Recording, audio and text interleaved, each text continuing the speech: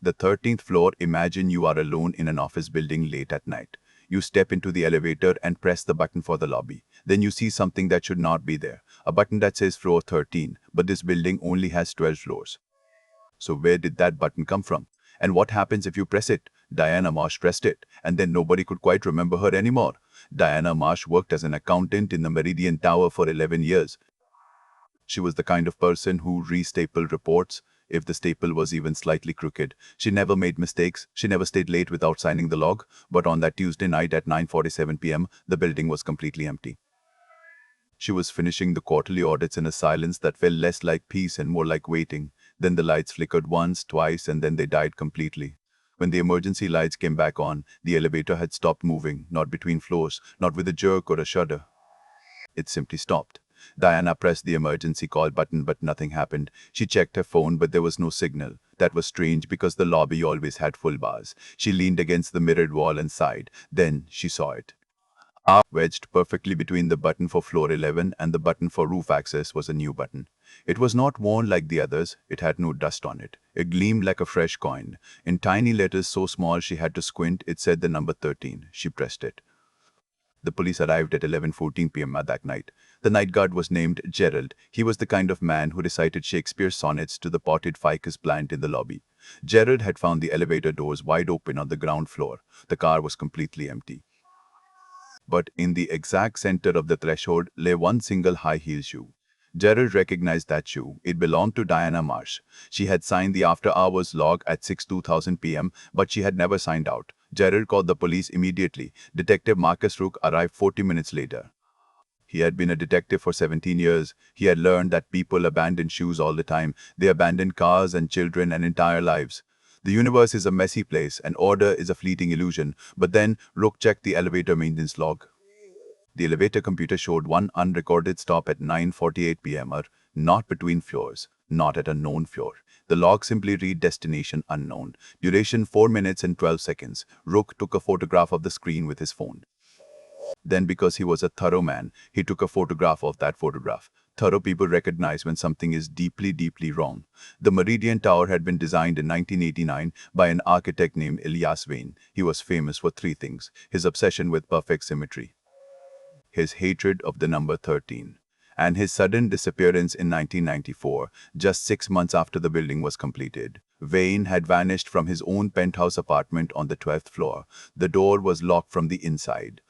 His wallet and his passport and a half-finished glass of scotch remained on his desk. The only thing missing, aside from Elias Vane himself, was a single blueprint marked Revision 13. The police case had been closed after 6 months. Some people whispered that he had jumped from the roof, but no body was ever found. Others said he had faked his death and escaped to another country. The tabloids screamed about alien abduction.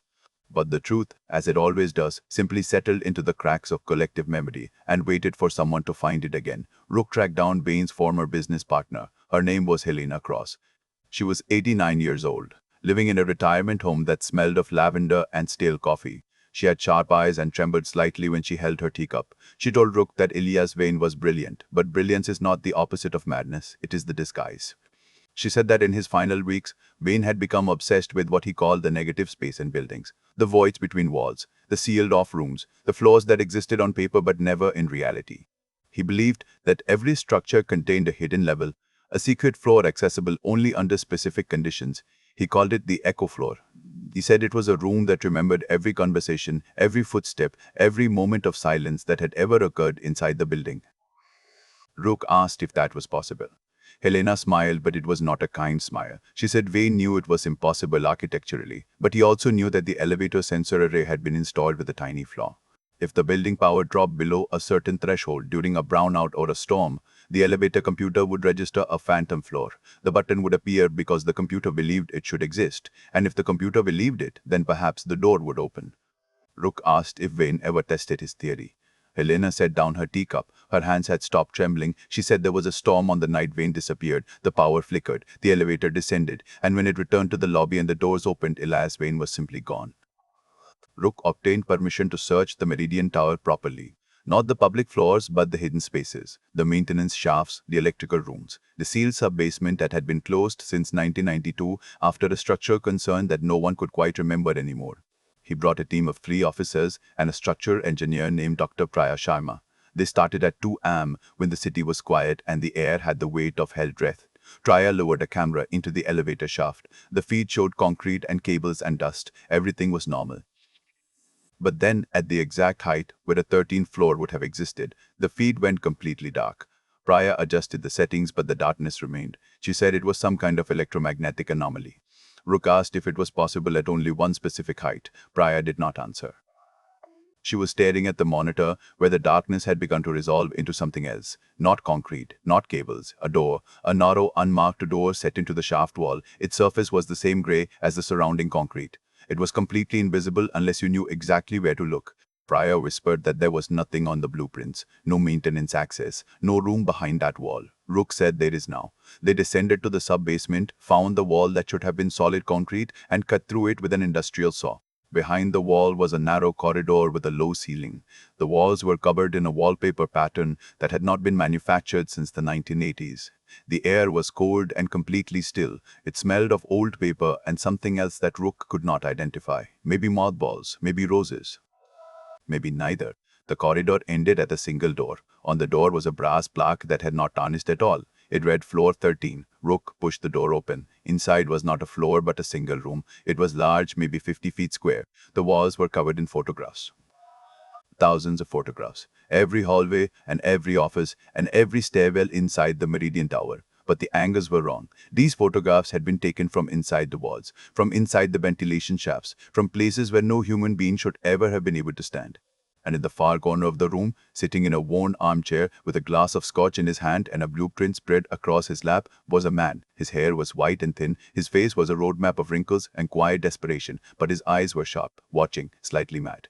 He was 30 years older than any photograph that existed of him. But he was unmistakably Elias Vane. Rook asked how he had survived in that room for nearly 3 decades. Vane took a slow sip of scotch and said he had not survived in the room. The room had preserved him. He explained calmly that this space did not store objects or food or water. It stored presence, the ability to be remembered, the ability to exist in other people's minds. He said he had been a fool to step through the door that first night because the moment he entered the room, it absorbed almost all of him. His wife forgot his face within a week. His business partner forgot his name within a month. The newspapers forgot his disappearance within a year. He became a ghost while still breathing.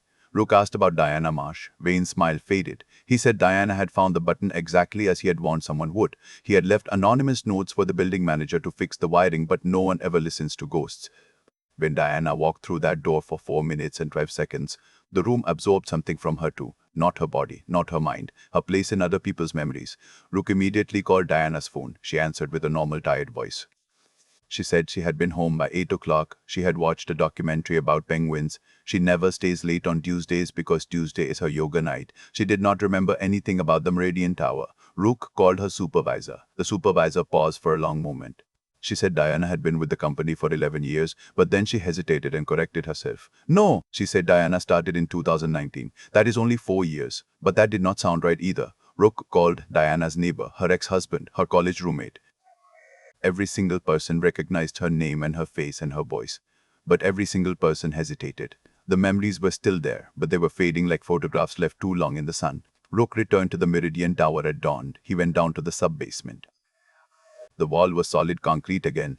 No corridor, no door, no brass plaque, no Elias Vane, no armchair, no photographs, no 30 years of collected secrets. Just a solid concrete wall that had never been cut. But in the center of the elevator lobby floor on the ground level, there was one torn piece of blueprint paper. It had been torn from revision 13. On it, in handwriting so small that Rook needed a magnifying glass to read it, were 5 words. The room remembers. Do you? Detective Marcus Rook retired 3 years after that night. He moved to a small town in Vermont. He bought a house with a porch. He spent his mornings drinking coffee and watching the fog lift off the mountains. He never told anyone about the 13th floor, not his therapist, not his sister, not the journalist who contacted him about unsolved missing persons cases.